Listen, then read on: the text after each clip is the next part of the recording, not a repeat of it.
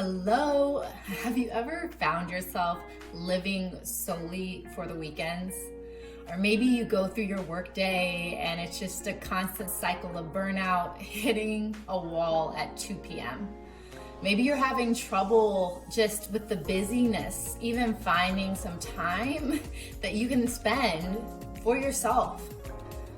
I know that you probably know that you should, but thinking through how and when can easily feel overwhelming. So hey, I'm Dr. AJ Lee. I'm a leadership and well-being consultant, passionate boundary advocate, and honored to be one of your co-hostesses for this year's Voice and Visibility Women's Summit. Today, I'm gonna share 3 strategies that you can use to ignite your morning routine so that you can prepare to work well. Look, I get it, and I've experienced it. A recent report from Indeed, launched in March 2021, found that employee burnout is on the rise. 52% of employees compared to the year before shared that they felt burnt out. And that, of course, was pre-pandemic. Employees of all ages and types are experiencing the impact of stress. And if we're honest, we women, the backbone of society, we feel it, this impact. The impact and the benefits of making space for ourselves truly has to start from the inside out. And the reality is that there really are so many things that are outside of our control. But what we can control, right, is our mindset as well as our actions.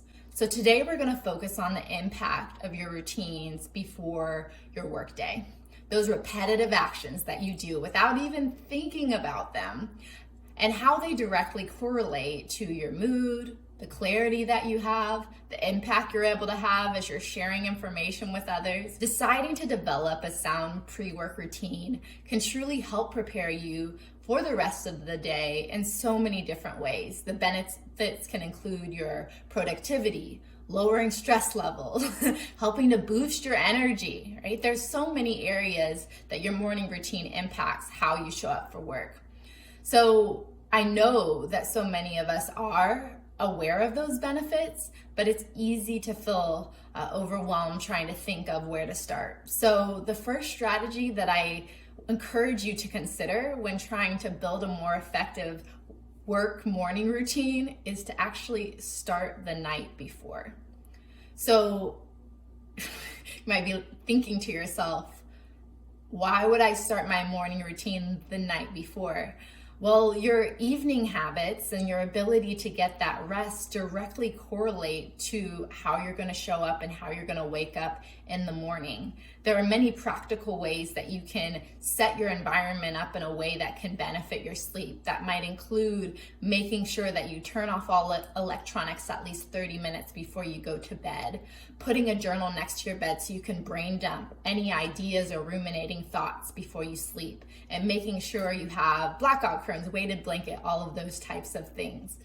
The impact of your night before on your routine is real, and being strategic and thoughtful in how you go about working to improve that is super important. My second strategy to help you improve your morning routine is to curate your environment.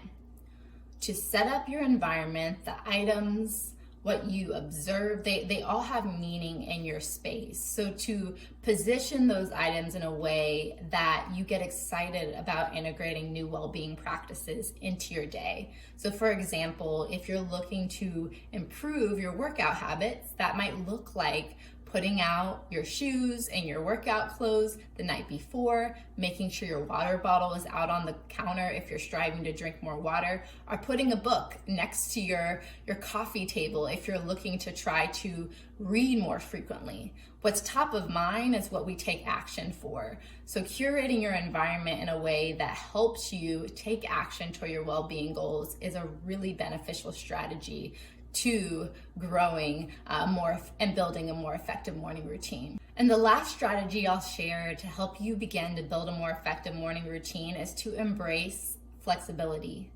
And that may sound counterintuitive. We're talking about discipline, we're talking about focus, we're talking about working harder and time intervals over time so it becomes a habit. But the reality is that no one is a machine. We have life experiences that impact how we wake up, how we show up, how we're able to navigate the space that we're in. So as you strive to continue to build your routine, I encourage you to just think of one well-being habit, one well-being action that you'd like to try to incorporate into your morning routine. That could be making sure that you do some breath work, meditation, prayer, movement, nourishment, any of those things, right? But just pick one, your most important thing, your most important task, your most important habit for that morning, and focus on that one thing, and then let it flow within what you already do as part of your rhythm. Once you feel like you've repeated it enough times, add in another, right? We're here to continue to integrate practices for a legacy, not just for a one-time fix. So the more that you can give yourself grace in the process and embrace flexibility when trying to improve your morning routine, the better. So I hope those 3 strategies were helpful. Building a more effective sleep routine directly impacts your morning routine, making sure that you curate your environment or curate your space. And then last, embracing flexibility. In addition to what we just discussed here, we absolutely hope you'll be able to join us Friday, March 4th, the launch of the Voice and Visibility Summit 2022. Registration link is up in our bio. If you want to stay connected to myself, you can follow me at Dr. AJ Lee, and we'll look forward to connecting soon.